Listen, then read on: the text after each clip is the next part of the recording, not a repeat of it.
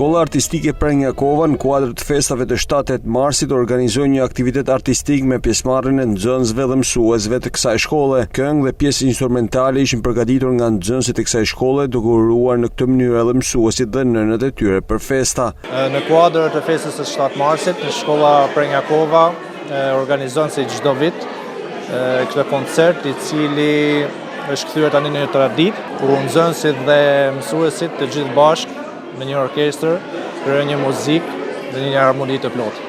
Atëherë, sot do të performohet përveç orkestrës së harsheve, do të performohet një lojë në piano, solo, në klarinet, ku ashtu e njëjta gjë me mësuesit e shkollës Prenjakova. Ju urojmë gjithë mësuesve të Shkodrës gërzuar 7 marsin dhe suksesin me punën e tyre.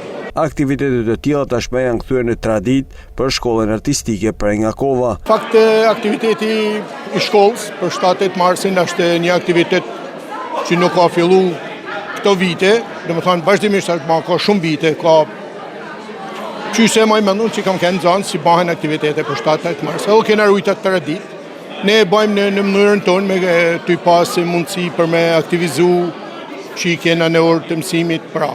Orkestra harçeve dhe orkestra e zgjeruar e harçeve që ka instrumentini është në proces punët, se ka proces mësimor dhe ne shfrytëzojmë mundësinë që atë që punojmë plus në material të ri të shtojmë dhe të bëjmë aktivitetin në mënyrën tonë me orkestër të muzikë serioze. Drejtori i këtij institucioni u ndar edhe tek sfidat dhe arritjet e shkollës Prenjakova. Sfidat janë të mëdha.